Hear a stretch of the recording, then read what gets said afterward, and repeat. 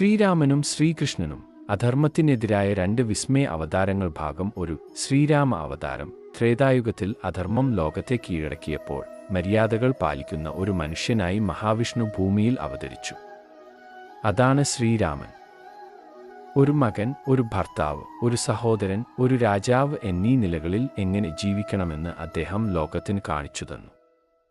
2 ജനനവും ബാല്യവും. അയോധ്യയിലെ ദശരഥ മഹാരാജാവിൻ്റെയും കൗസല്യയുടെയും പുത്രനായി രാമൻ ജനിച്ചു. വിശ്വാമിത്ര മഹർഷിയോടൊപ്പം പോയി താടക എന്ന രാക്ഷസിയെ വധിച്ചതിലൂടെയാണ് അദ്ദേഹത്തിൻ്റെ വീരഗാഥ തുടങ്ങുന്നത്.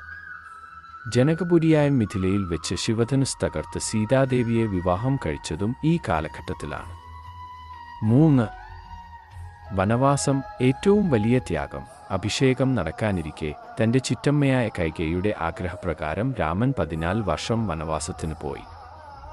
പിതാവിൻ്റെ വാക്ക് ലംഘിക്കാതെ കിരീടം ഉപേക്ഷിച്ച് കാട്ടിലേക്ക് പോകാൻ അദ്ദേഹം കാണിച്ച ആ മനസ്സിനെയാണ് മര്യാദാ പുരുഷോത്തമൻ എന്ന് നാം വിളിക്കുന്നത്. ലക്ഷ്മണനും സീതയും അദ്ദേഹത്തിന് തണലായി കൂടെയുണ്ടായിരുന്നു.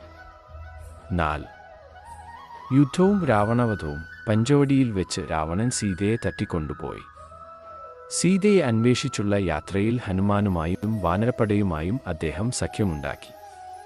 നീതിക്കും സത്യത്തിനും വേണ്ടിയുള്ള വലിയൊരു യുദ്ധമാണ് ലങ്കയിൽ നടന്നത്. ഒടുവിൽ 10 തലയുള്ള രാവണനെ വധിച്ച രാമൻ സത്യം എന്നും ജയിക്കുമെന്ന് തെളിയിച്ചു.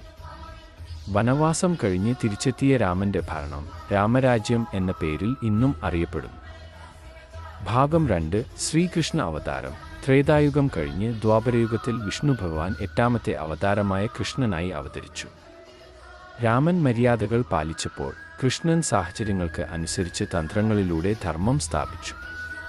2 തടവറയിലെ ജനനം. മഥുരയിലെ ക്രൂരനായ കംസന്റെ തടവറയിലാണ് ദേവകിയുടെ 8ാമത്തെ പുത്രനായി കൃഷ്ണൻ ജനിച്ചത്. അർദ്ധരാത്രിയിൽ ആരും അറിയാതെ വസുദേവർ കൃഷ്ണനെ യമുനാ നദി കടന്ന് അമ്പാടിയിലെ നന്ദഗോപരുടെ വീട്ടിലെത്തിച്ചു. ആ വശ്യമായ ചിരിയും ഓടക്കുഴൽ വിളിയും അമ്പാടിയെ ഭക്തിസാന്ദ്രമാക്കി. 3 ബാലലീലകളും രാക്ഷസവധവും. കൃഷ്ണന്റെ കുട്ടിക്കാലം അത്ഭുതങ്ങൾ നിറഞ്ഞതായിരുന്നു.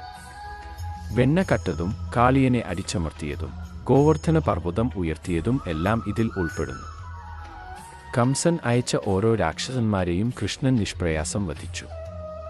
ഒടുവിൽ മഥുരയിലെത്തി കംസനെ വധിച്ചതോടെ ഒരു ജനത ശാപമോക്ഷം നേടി. 4 മഹാഭാരതവും ഗീതോപദേശവും. കൃഷ്ണന്റെ ജീവിതത്തിലെ ഏറ്റവും വലിയ നിയോഗം കുരുക്ഷേത്ര യുദ്ധമായിരുന്നു. പാണ്ഡവരുടെ സാരഥിയായി നിന്ന് അദ്ദേഹം ലോകത്തിന് ഭഗവത്ഗീത സമ്മാനിച്ചു. യുദ്ധത്തിൽ നേരിട്ട് ആയുധം എടുക്കാതെ തൻ്റെ ബുദ്ധിശക്തിയും തന്ത്രങ്ങളും കൊണ്ട് അദ്ദേഹം ധർമ്മത്തെ വിജയിപ്പിച്ചു. കർമ്മം ചെയ്യുക, ഫലത്തെക്കുറിച്ച് ചിന്തിക്കരുത് എന്ന സന്ദേശം ലോകത്തിന് നൽകിയത് കൃഷ്ണനാണ്.